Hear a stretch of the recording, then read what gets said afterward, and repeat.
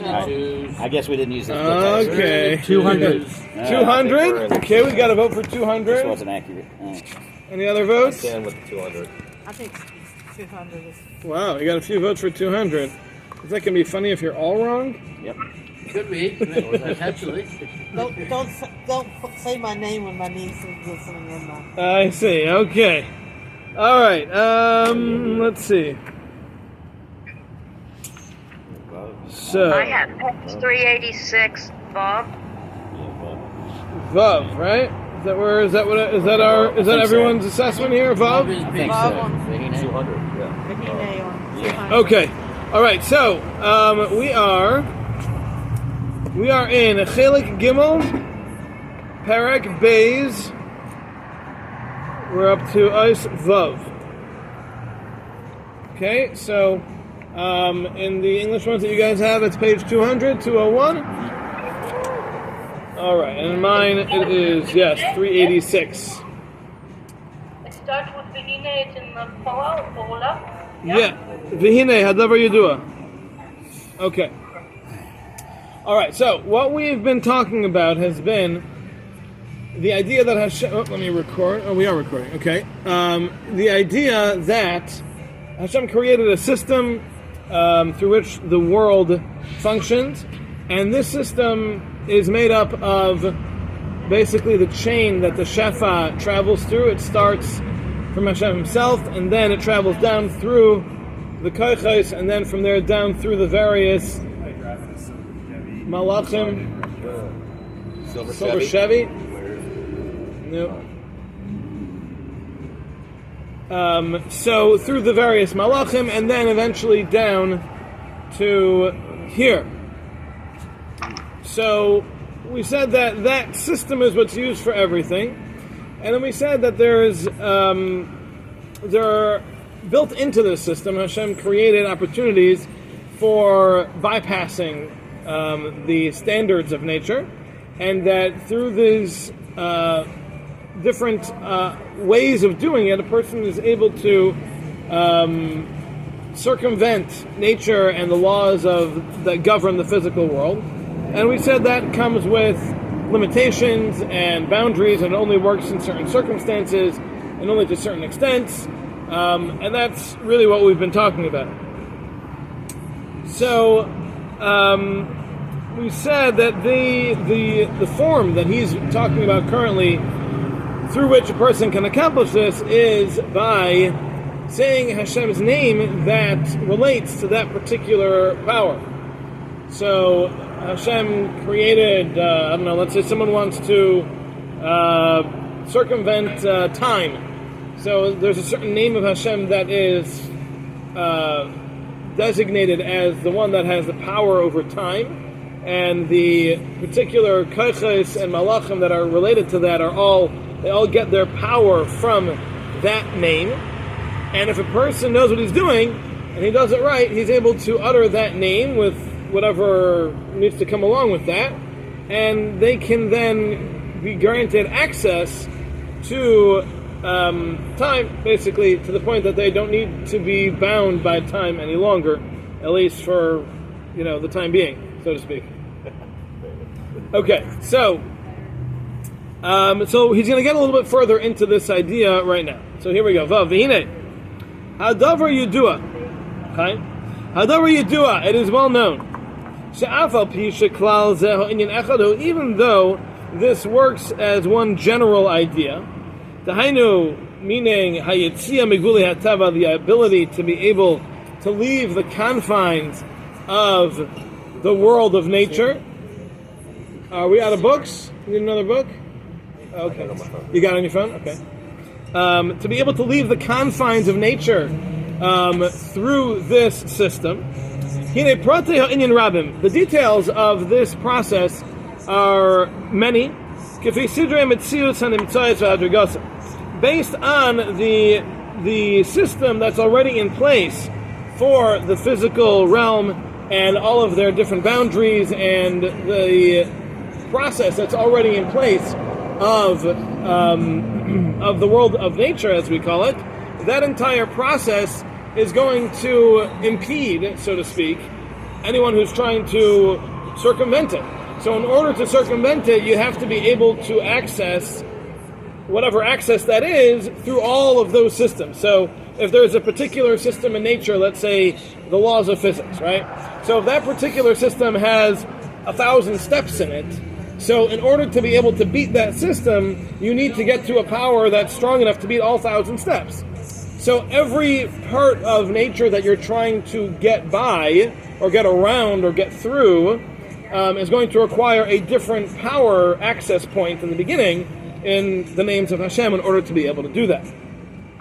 So yes, it all works in the same general format, that you access that name is above and the source of those particular powers of nature, and by accessing that name you can circumvent it. But how that's going to work and how many different layers that has to go through and how many different steps are involved, that varies based on what it is you're actually trying to deal with. I don't know if he's going to get into more detail than that. I don't believe he will, at least not that I've seen yet. But just to be aware that it works differently in each circumstance. These are numerous names, not the Havaya and the Adnus. No, these are very specific names. Specific yeah. ones, not Havaya, not Adnus. Correct. The names that we use are general names. Those are ones that are kind of all-encompassing. To be able to access these particular forces, you got to get more specific. Yeah. Abracadabra doesn't work. Abracadabra usually doesn't work. It doesn't have a very good track record, right? If you don't know what it's referring to, you have a lot more studying. That is correct. That is correct. Okay.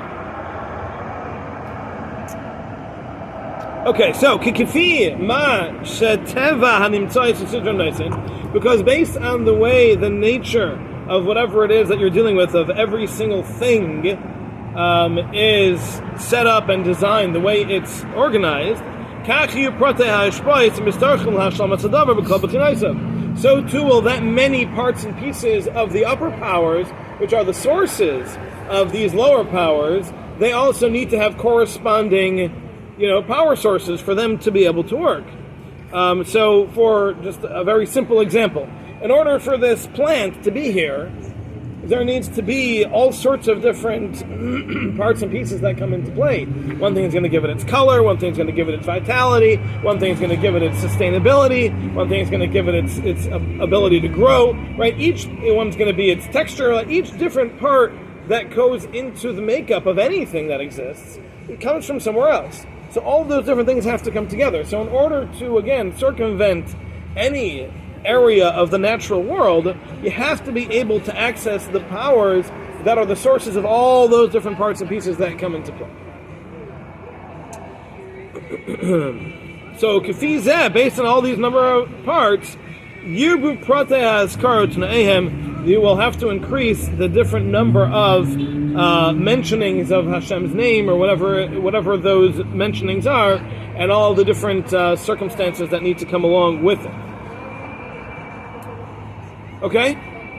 Alright. And in this way that we've been talking about it, this ability to leave the laws of nature that we've mentioned, there's going to be lots and lots of different levels upon levels. Like any time you have something that's a general concept and you're trying to then make it practical, there's going to be lots of details involved. There's going to be lots of little pieces that each need to be configured in order to make it work. So that's exactly how it's going to work over here as well. And therefore, when people are employing this process of saying Hashem's name in order to circumvent nature, there's going to be some who will be able to get out of part of the laws of nature. And someone will be able to get even farther out of the laws of nature. And we'll talk about that more with Hashem's help as we continue. So what he's saying is it's not an all or nothing. There are times where only some levels will be accessed and others will not. So a person might be able to, let's say, travel through time. So just as an example. So if that were the case, somebody might be able to travel through time a little bit, and someone else might be able to travel through time more. right? Or maybe someone can travel forward but not back, and someone else can travel back and not forward. Everything works with different parts and pieces, so they're going to have different levels and degrees of access. The flux capacitor. The flux capacitor, that's right. Yes, You got I'm the old Back to the enough. Future I'm old right? enough. Don't worry. Not the 80s. Just barely. I still love it. So Somebody should have told Quantum Leap they just need Hashem's name that would go. that's right. Okay. That would have done the leap. There goes all those. shows. Leap of faith. That's really good. So once, in addition to the different parts and pieces that have to come together, we also mentioned, and it's important to remember this, that Hashem also placed certain parameters for each of these things. It's not like once it's accessible, it's fully accessible necessarily. Certain things, Hashem said, they can only go so far. They can only be a certain amount. We have examples of people throughout our history bringing people back from the dead, right?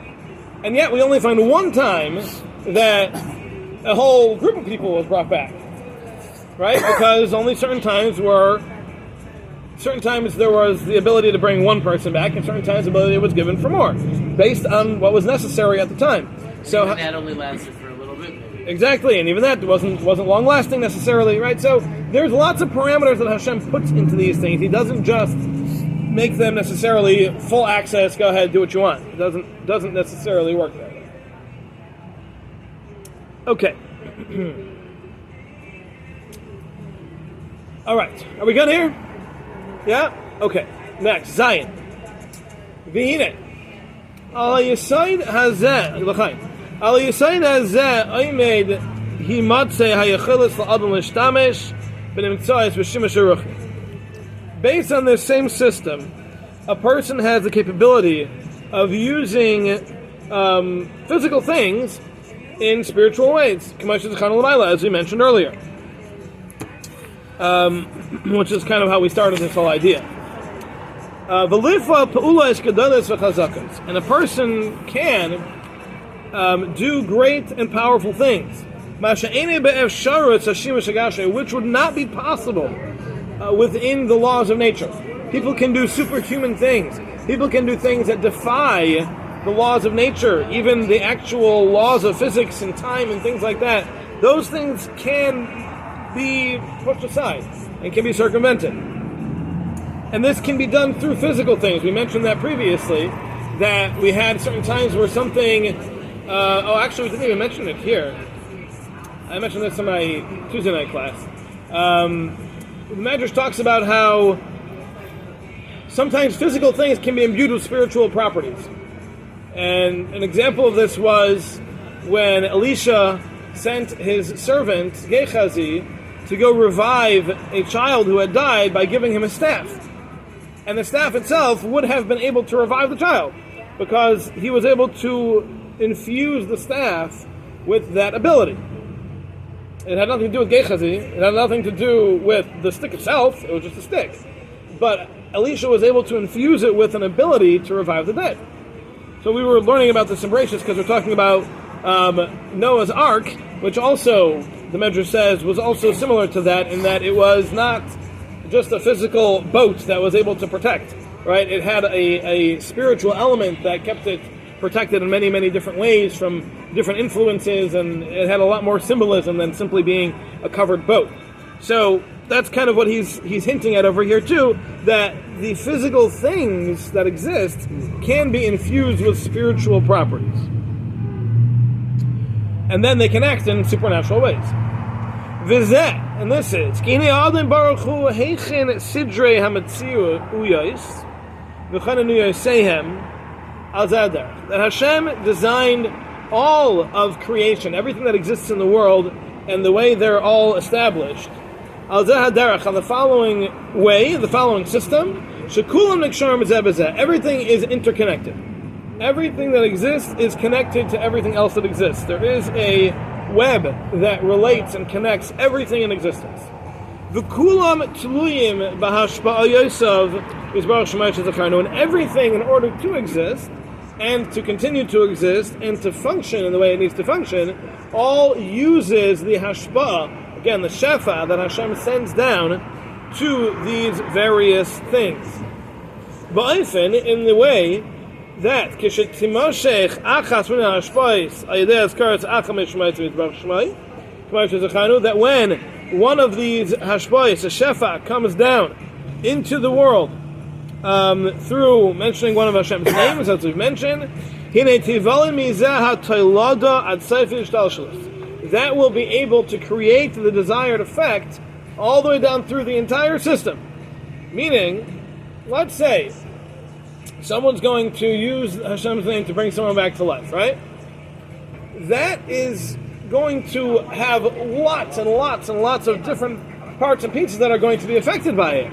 Because a life itself is obviously very complex, and the neshama and the whole system of the body and all the systems that the body uses and all of that. But also the world around this person now has to shift to be able to accommodate that there's another person here.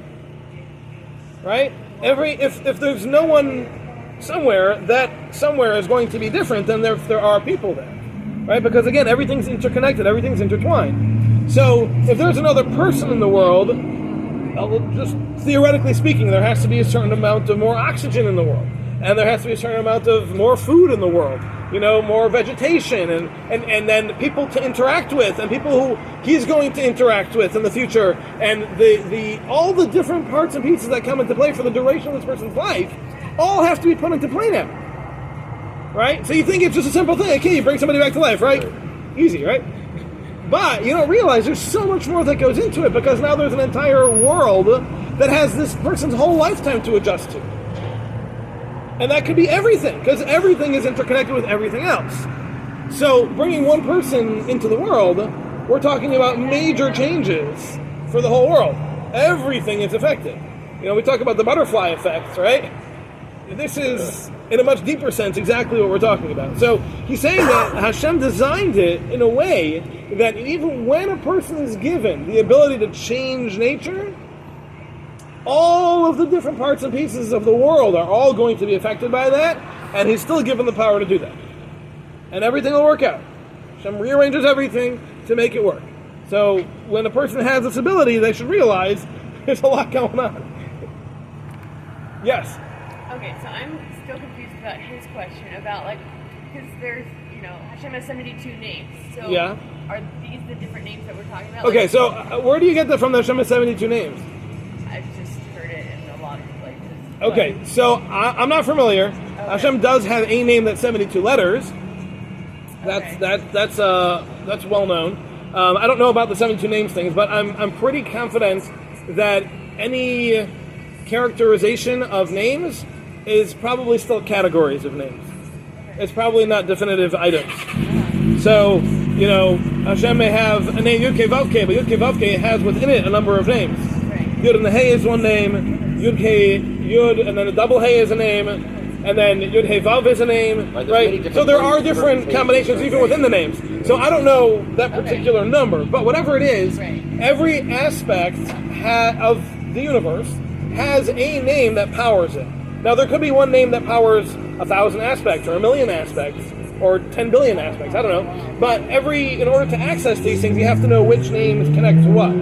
So, what he's saying here is that if I am able to access the name of life, okay, whatever that name is, okay? So, when I use the name of life to bring this person back to life, Hashem also includes within that all of the other parts and pieces for the whole world that need to adjust based on that. So you're accessing the highest point. Everything comes down from that highest point. So you're accessing perhaps one part of that highest point, but Hashem adjusts everything on that level to then filter down to all the different levels to access everything. So we're talking about Hashem's names that connect to physical things as opposed to Rachamim, like attributes per se. Okay, so what we mentioned last week, I can't believe you don't remember this. What we mentioned last week was that there are primary names and secondary names. Okay. So the secondary names are things like Rachum, Chano, Derech Hashem, all those. Those are secondary names. Those are not included in this. Okay. Right. The Rav Chaim Friedlander, who writes the main commentary on this, he delineates and he says these names are what we're talking about. These names are not what we're talking about. So yes, it's just the top tier names, not the second. It's not the Yud Gimel Midos. Correct. Okay. Anybody else? Doesn't remember what we learned last week? Okay.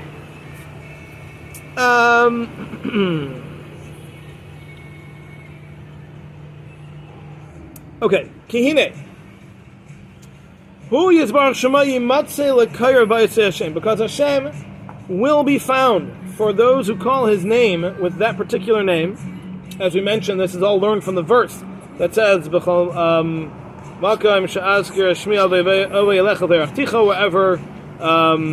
wherever you mention my name, I will come to you and bless you. So this is where this whole thing starts from.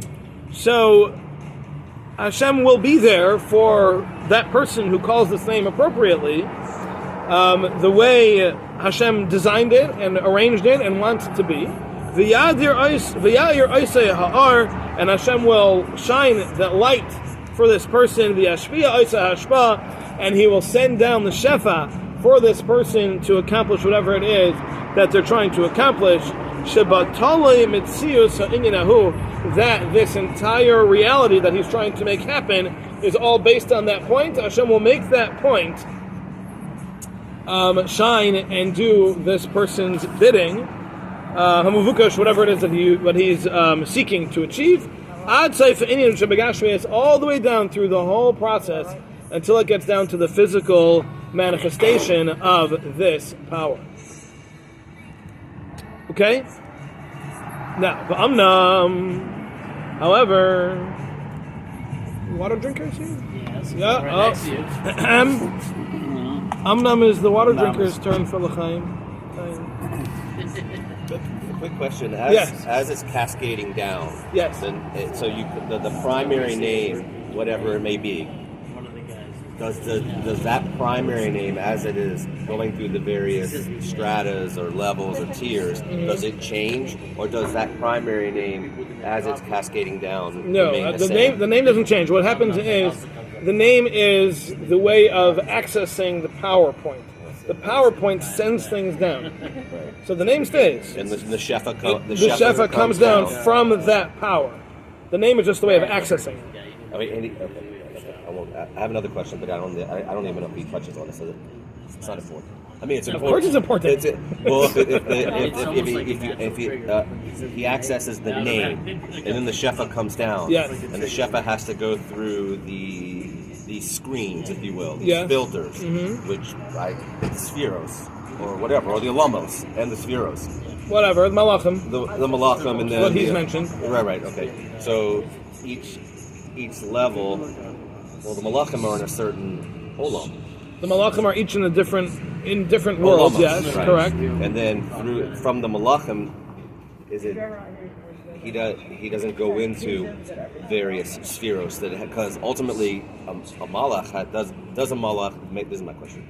As it's cascading down, does the malach then does it have to go through spheros? Where do spheros fit into all this? So he has not mentioned spheros once. He has made the process starting. Stephen has many times. Stephen has, yeah. Ramchal, though, and his, maybe he just doesn't know, but Ramchal, the way he has mentioned the system so far has been that it starts with Hashem, and then that goes to the koiches. The koiches then go through the various levels of malachim, and then the malachim get to the highest level of the neshama. The highest level of the neshama connects down to the lowest level of the neshama, which is the nefesh. The higher nefesh connects to the lower nefesh, which is a physical thing which connects to the blood. So that's the process, the way he's mentioned. He hasn't mentioned spheres. But when you write your book, No. I'm just asking. I don't. Yeah. know. Those so far, he has not mentioned those the who word know spheres. don't say, and those who say don't know. So I'm going to be in the realm of those That's who don't the know, next- and therefore I don't No, say. I'm saying, and I really don't know. That is the next FFT at Right, those who say PBJ. don't know. No, but That's so right. the kochos are not including spheros. He doesn't. doesn't He mention hasn't it. mentioned yet. He hasn't mentioned the word spheros once in the entire Sefer so far that I've seen.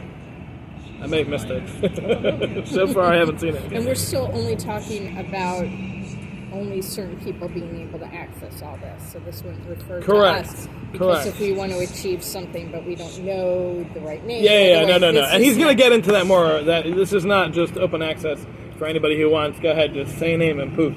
Right? Yeah, no, not going to work. Abracadabra might have a better chance. Right. All right. Well, there's so let's see. there's something to abracadabra. Yes. It's Aramaic. It means I will create as I speak. There's whole permutations of that. That's right. Google it. That's right. There you go. Rabbi Googlestein will open up the gates for you. All right. So, והנה, על היסוד הזה עומד הימצא היכולת על המשתמש ומציץ בשימוש הרוחני. I'm sorry, we already did that. כי הנה, we did that too. Man. Yeah, we're getting lit. I gotta figure out where I'm up to here. Okay. Sheba Totally Matthias Ininahu Hamavukash. We did that. My page got turned. That's all. There it is. Stop for Dr. Wow. That's right. Last thing we did was num. Yes. The Too busy chewing his cud. The Yeah. See if you get it right this time. The Oid Inyan Acher. We have another idea here. Chakak Abar Yisbar Shmai al Derech Hashem put into this process. And this is because all of the malachim at all the different levels, each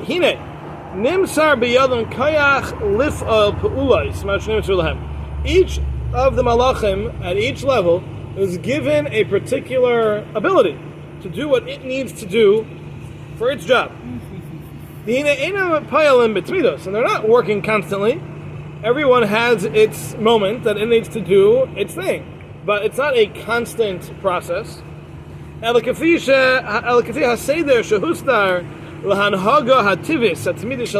every different element of the world of nature needs to have its malachim that are making that happen, and each one happens at its proper time. So there's going to be a gust of wind. It's not going to be constant. It's going to be a gust. It's going to happen at a particular time, at a particular force, and that malach is given the opportunity to do that at that time to that level. It's not a consistent thing. Amnam, however, yesh b'kaycha. There is within these powers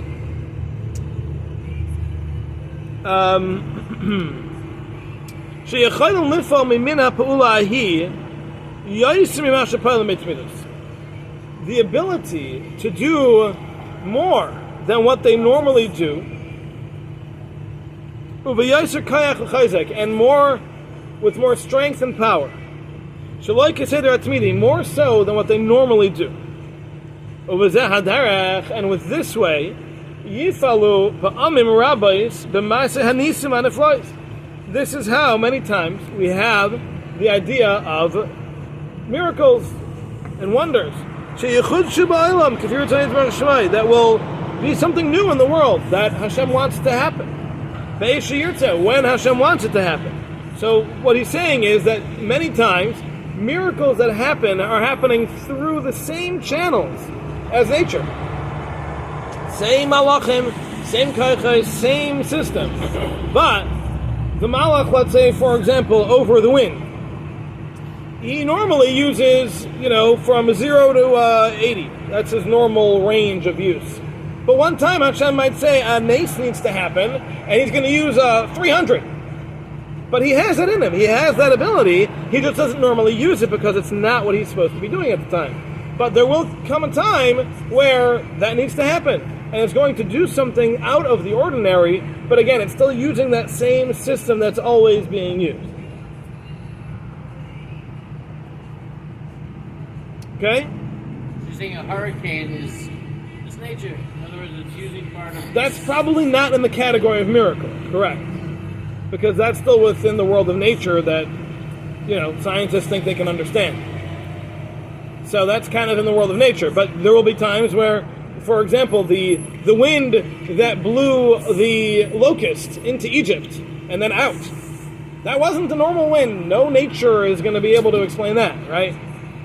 So that's a supernatural kind of wind. That's different than the norm. It's a more powerful, different system. I mean, again, not different system. Same system, but a different or more powerful usage within that same system. Like adrenaline? You know, somehow the 80-year-old lady's able to pick up her car, right? On adrenaline. Right. You know, so that's it's there. It's in them. They got it in them. They just never use it because they don't usually know how, right? But adrenaline is able to give them that power. So kind of the same idea over here. What ice cream company was that a commercial for? They had the old lady who's like, "Oh no!"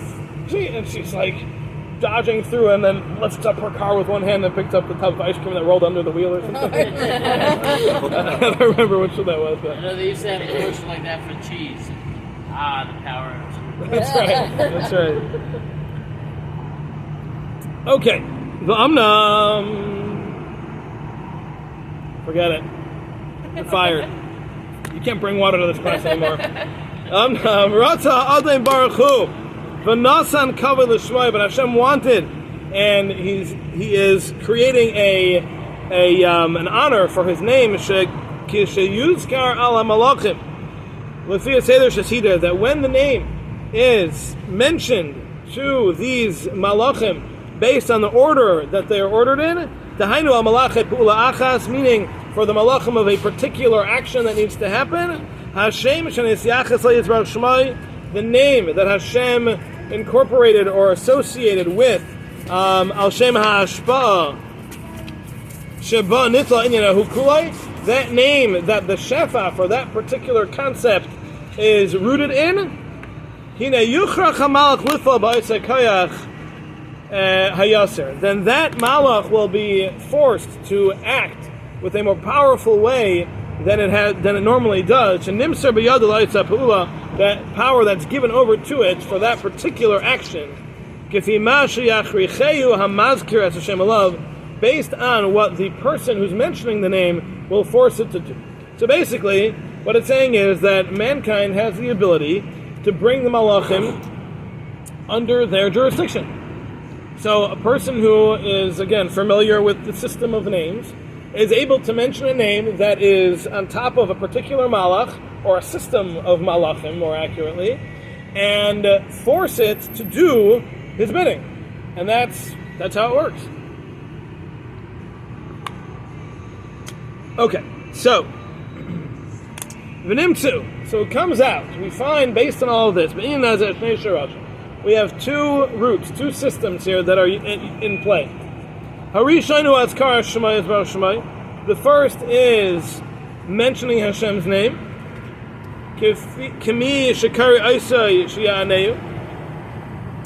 Like someone who calls in order to be answered. And through that, a shefa will be able to be drawn down. That through this, new things are going to happen. Whatever it is that's going to happen, these new things are going to happen through this shefa that is being drawn down by this person mentioning Hashem's name that's associated.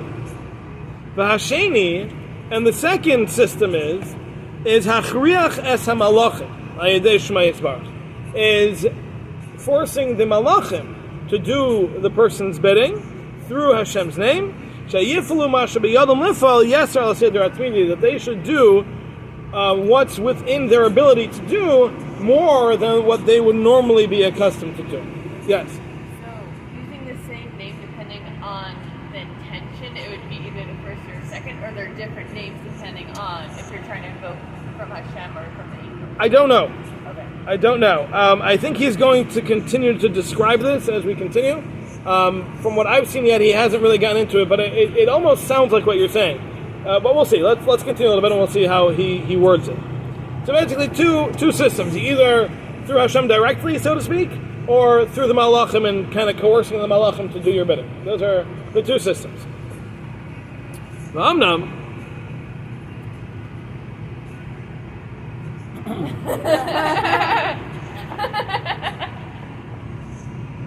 We're almost at 20 seconds, Doc. Can't drink all this water. Yeah. There's a bathroom in there. It's okay.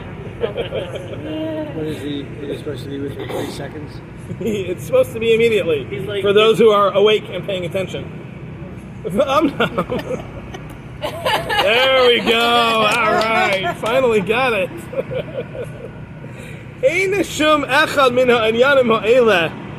None of these things that we mentioned are muchlatim. Now, Doc, since you're not following the Hebrew side, he's going to randomly throw in, bro. Not a bad idea. None of these things are definitive. They're not finite. They're not locked in. For everything the person wants. They have boundaries. They have limitations. They have guidelines that they need to fit within. And they are measured to what degree the person who's using them is able to use them. And in which way will they be successful? It's possible that you will not be able to do this act or to accomplish whatever it is he's trying to accomplish. Even within the parameters of what would be considered normal, it's possible that Hashem will decide that that's just not going to work right now. It's not the right time. It's not going to work. The same way we know that there are some times where someone's trying to do something in the natural world and it just doesn't work. So, the same is true when it comes to using Hashem's name to accomplish things. There will be times that it's not always just going to pan out. Hashem has His reasons. Sometimes, you try to fix the thing and it just doesn't fix. You try to turn it on, it doesn't turn on. Right? You try to close the door, it doesn't close. There are times where you try something and it doesn't pan out the way you expect it to. And that's because Hashem says now's not the time for that to work. So too when it comes to this spiritual idea, it's not always it's going to work. There are going to be times where Hashem says no. It's not it. It's just not the time. This is not the place. These circumstances are not fit for what you are trying to accomplish, and you're going to get a dud. It's just going to... it's just not gonna work. It's like you have the countdown, 10, right? And then you get to 0 and it's like, Shia's rocket. Yes. He's building another one though, don't worry. Story of my life.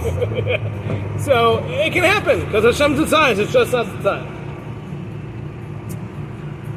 Okay. Alright. You know what? Let's finish up here. When it comes to the first root, the first system, that is mentioning Hashem's name, in order to draw down the shefa directly from the top. You definitely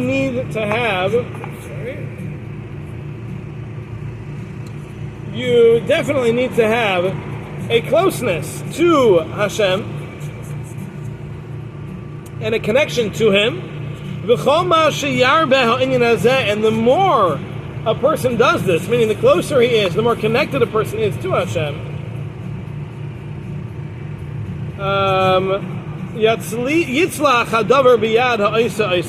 the more successful the person doing it will be.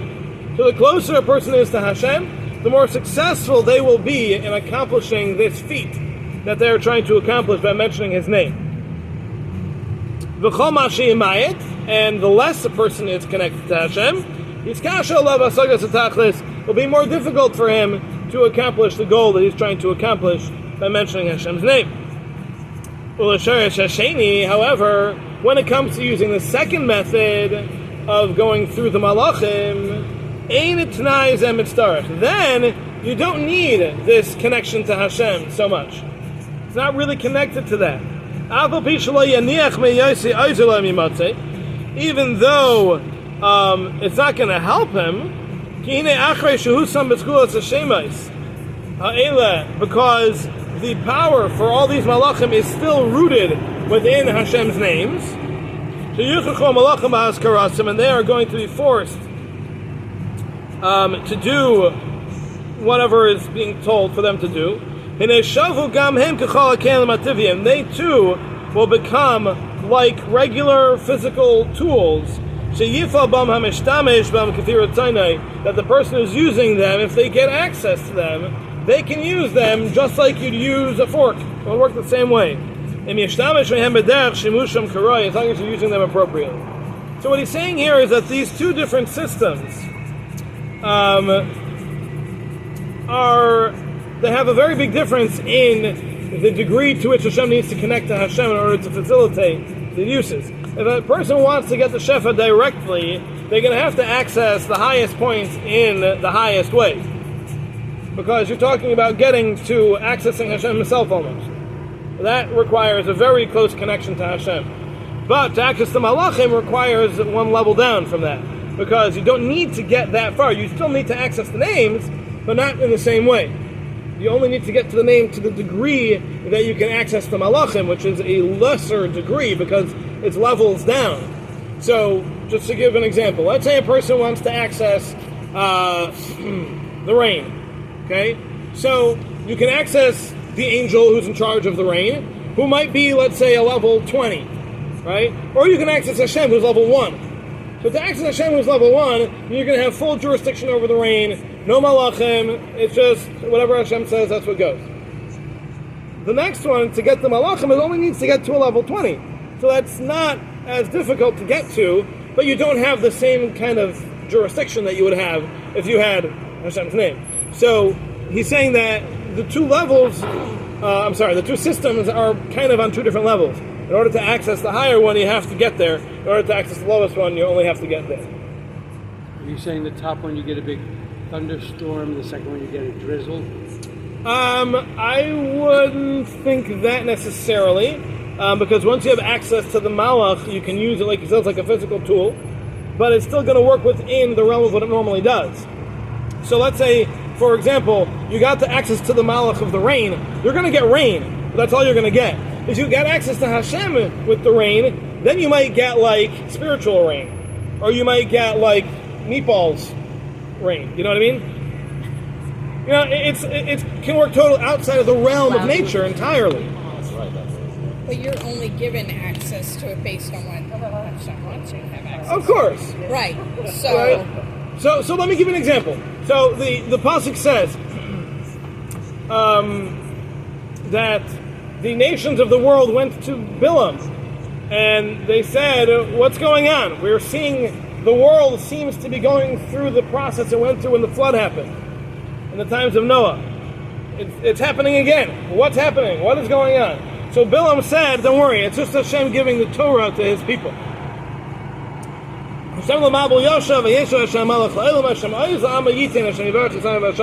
Hashem is not bringing another flood, he's bringing the Torah down instead. And the Zohar explains that the flood was supposed to be the giving of the Torah back then, in the times of Noah. But, since the world wasn't worthy of it, instead it came down in a physical form. But now, the Klal Yisrael is here, and they are worthy of it, yes. That same process is happening again, but this time it's not going to come down in the physical form to destroy the world, it's going to come down in the spiritual form of the Torah to enhance the world. So, if you had access to the angel of rain, it wouldn't get you there. It'll get you the rain, perhaps, but it wouldn't get you the Mabul. Right? It wouldn't get you that supernatural flood that flooded the world and the ground opened up and the well springs and all that. You wouldn't get all that. You could get rain though. But if you want to have a higher level that works totally differently, you're going to have to get to a higher point. You're not going to be able to work through the Malachim for that. Make sense? Okay, so let's just do the last paragraph here. Amnam, because we're going to be out for the next couple of weeks. And it might take a couple of weeks for Dr. K to realize that we just said Amnam again.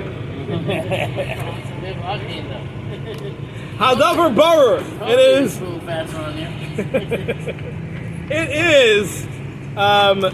It is definite. She'enai roi v'hagun lahedjait. It's not appropriate for a simple person she'yishtamesh b'sharvito shel melech to use the scepter of the king. Ba'al davar zeh Chazal, and about this our sages taught, or the yishtamesh b'taga cholaf. Someone who uses the crown will perish, meaning we usually understand it to be the crown of Torah, but here he's understanding that to refer to Hashem's name. That a person using Hashem's name who is not doing it appropriately, who is a simple person, they are not going to survive that experience.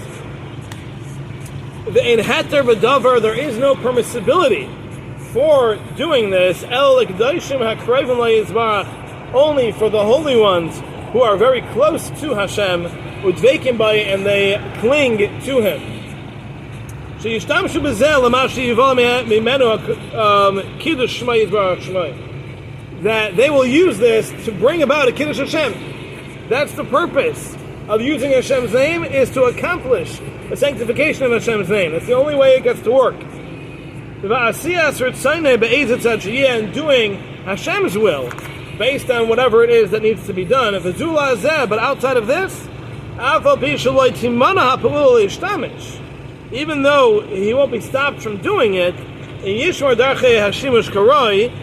if he does everything right, it might still happen. He might still be able to do what he's trying to do. It might happen, but if he's not doing it for all the right reasons, he will be punished for this. So he's saying that it's possible for a person to use this power of saying Hashem's name and accomplish something that Hashem doesn't want him to accomplish, but he's going to get punished for that. So sometimes it just won't work. Sometimes it might work, but a person will receive a punishment for it. So this is where it gets kind of tricky, where you might have someone who is very knowledgeable in Torah and perhaps even in the highest levels, but if they're a bit off and something got the better of them and now they're kind of doing things for the wrong reasons, they might still exhibit great powers and do some supernatural things, but that's not a sign that that's what Hashem wants. Even if they do something supernatural, it's not necessarily a sign that this is what Hashem wants. It's possible for someone to use Hashem's name and accomplish something that's outside the realm of nature and still be doing the wrong thing. And for Hashem's calculations, He'll allow it to happen. But they'll be punished for what they did. So just because someone does an act of something supernatural, we're not necessarily bound to listen to this person now. All of a sudden, oh, he must be. Not necessarily. Not necessarily. Ukvar Marti Sha'al Kol Panim in Hadavar Muchot. And as I've already said, this is not a definitive thing. It's still limited to the appropriate boundaries that Hashem set for it. Even within the boundaries, Hashem might stop something from happening, calls Mashir to whenever He wants. Whenever Hashem decides that it is appropriate to make this thing not happen. Alright, we'll stop here. And I would like to wish everybody a Chag Kosher V'Sameach. Have a wonderful Pesach. You too. Thank you. We will not be having class the next 2 weeks. 1 week will be Erev Pesach. The next week will be the middle of Pesach. So we'll be back after that. Thank you all for coming. Have a wonderful day and Thank you. Everybody's You still too. here. Yes.